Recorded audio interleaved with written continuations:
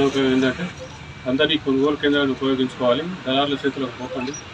మొత్తం ధాన్యం అంతా తీసుకొని ఇక్కడికే తీసుకొచ్చి అన్నధాన్యం పండించుకొని బోనస్ వస్తుంది కాబట్టి అందరూ తీసుకొచ్చుకొని మంచిగా సద్వినియోగం చేసుకోగలగాలి. మన ధర్మసార సహకార సంఘంలో ఏర్పాటు చేసుకోవడం, మరి దీన్ని అందరూ కూడా వాడుకొని సద్వినియోగం చేసుకొని ఇక్కడికి తీసుకొచ్చి అమ్ముకుంటే మనకు బోనస్ కూడా 500 రూపాయలు వస్తుంది కాబట్టి దాన్ని అందరూ ఉపయోగించుకోవాలని మరొకసారి కోరుకుంటూ విజ్ఞప్తి చేస్తూ, మరి ఇన్ని కార్యక్రమాలు మన ముందు తీసుకొచ్చినటువంటి గౌరవనీయులు ముఖ్యమంత్రి రేవంత్ రెడ్డి గారిని, మన నియోజకవర్గ సీనియర్ నాయకులు శాసనసభ్యులు కడియం శ్రీహరి గారిని మీరందరూ పెద్ద మనసుతోటి ఆశీర్వదించాలని కోరుకుంటూ ముగిస్తాం. రైతు పండించిన పంటకు మద్దతు ధర లభించాలనే ఉద్దేశంతో తెలంగాణ ప్రభుత్వం రాష్ట్ర వ్యాప్తంగా దాదాపుగా అన్ని గ్రామాలలో ధాన్యం కొనుగోలు కేంద్రాలను ఏర్పాటు చేస్తున్నది.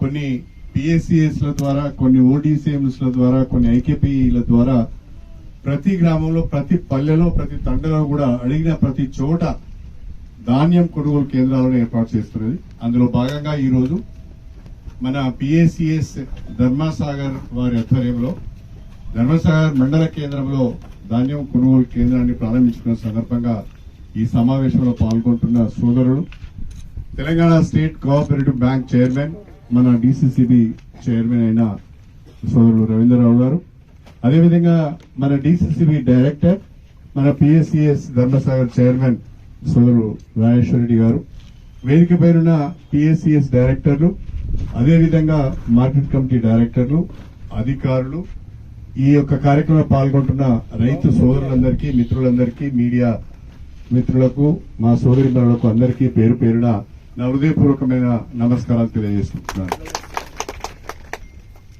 తెలంగాణ ప్రభుత్వం దాదాపుగా కొన్ని వేల ధాన్యం కొనుగోలు కేంద్రాలను ఏర్పాటు చేస్తున్నది. దాంట్లో ప్రధానమైన ఉద్దేశం ఏంటి అంటే రైతు పండించిన పంటను మధ్య ధరలలో కమ్మి మద్దతు ధర లభించక నష్టపోతున్నారు.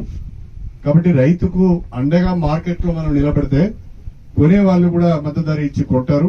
ఒకవేళ వాళ్ళు కొనకపోతే నేరుగా ధాన్యం కొనుగోలు కేంద్రాలకు వచ్చి అమ్ముకుంటారు, మద్దతు ధర లభిస్తుందనే ఆలోచనతో ఈ కార్యక్రమానికి శ్రీకారం చుట్టడం జరిగింది. ఇక్కడ దాదాపుగా ఎక్కడైతే సన్నాలు ఉన్నాయో, ఎక్కడైతే దొడ్డు రకాలు ఉన్నాయో అలాంటి కేంద్రంలో సన్నాలకు సంబంధించి వేరే కొనుగోలు కేంద్రము, దొడ్డు రకాలకు సంబంధించి వేరే కొనుగోలు కేంద్రం, ఒకే ధాన్యం కొనుగోలు కేంద్రంలో 2 కేంద్రాలను పెట్టి కూడా నడిపిస్తున్నాం.